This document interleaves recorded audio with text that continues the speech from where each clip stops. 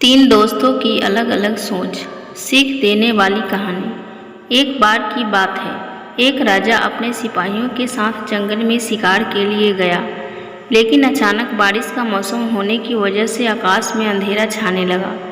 राजा अपने महल से भटक गया और सिपाहियों से अलग हो गया।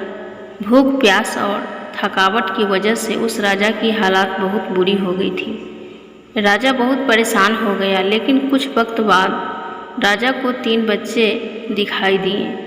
तीनों बच्चे काफ़ी अच्छे दोस्त लग रहे थे। राजा ने उन तीनों बच्चों को अपने पास बुलाया और कहा, क्या तुम मेरे खाने के लिए खाना और पीने के लिए पानी ला सकते हो?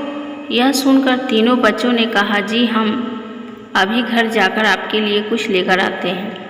यह कहकर तीनों बच्चे अपने गांव की तरफ भागे और अपने अपने घर से राजा के खाने के लिए काफ़ी कुछ ले आए। राजा बच्चों के जोश और प्यार को देखकर बहुत खुश हुए और तीनों बच्चों से एक सवाल पूछा, बच्चों, मुझे आज तुम तीनों से मिलकर बहुत खुशी हुई है।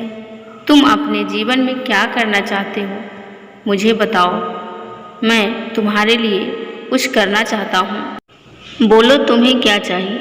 ये सुनकर तीनों बच्चे कुछ देर तक सोचते रहे और फिर थोड़ी देर में उनमें से एक लड़के ने कहा, मुझे धन चाहिए। मैंने कभी 2 वक्त की रोटी नहीं खाई, कभी अच्छे कपड़े नहीं पहने, इसलिए मुझे सिर्फ धन ही चाहिए। राजा ने कहा, ठीक है, मैं तुम्हें इतना धन दूंगा कि तुम हमेशा खुश रहोगे। ये सब सुनकर इस बच्चे की खुशी का ठिकाना नहीं रहा।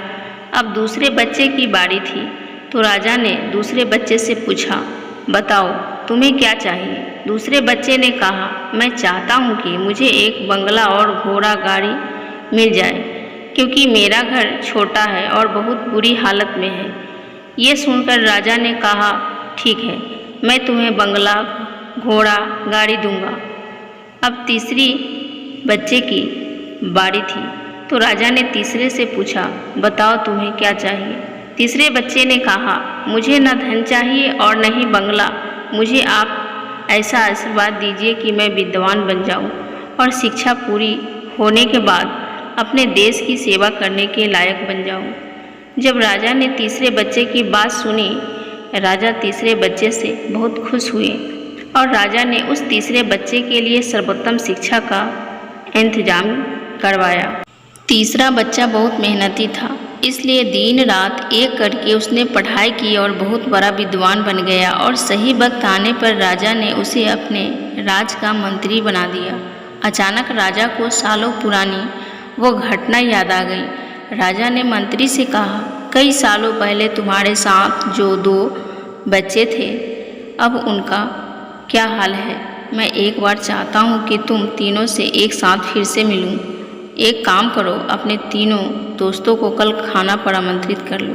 मंत्री ने अपने दोस्तों के पास ये संदेश भेज दिया। अगले दिन तीनों दोस्त राजा के सामने उपस्थित हुए। राजा ने कहा, आज मैं तुम तीनों को फिर से एक साथ देखकर बहुत खुश हूँ।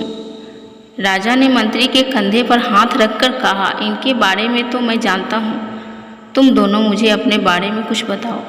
ये सुनकर जिस लड़के ने धन मांगा था, उस लड़के ने कहा, महाराज, मैं बहुत परेशान हूँ। आपने जितना धन मुझे दिया था, उतना धन पाकर मैं बहुत आलसी हो गया था और मैंने बहुत सी बेकार चीज़ों में अपने धन को बर्बाद किया और मेरा बहुत सारा धन चोरी भी हो गया। इसलिए मैं आज उसी हालत में हूँ जिसमें आपने मुझे पहले देखा था। ये सुनकर राजा ने दूसरे लड़के से पूछा, बताओ तुम कैसे हो? दूसरे लड़के ने जवाब दिया, महाराज, मेरा भी कुछ ऐसा ही हाल है। मैं तो अपने बंगले में बहुत खुशी और सुकून से रह रहा था, लेकिन कुछ वक्त पहले आई बाढ़ में मेरा सब कुछ बर्बाद हो गया। मैं भी उसी हाल में हूँ जिसमें आपने मुझे पहले देखा था।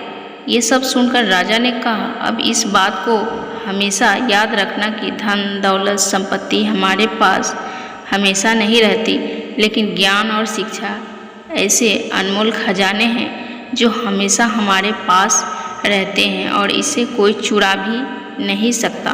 अगर तुम शिक्षा में विद्वान बन जाओगे तो धन और संपत्ति अपने आप तुम्हें मिल जाएंगे। धन्यवाद।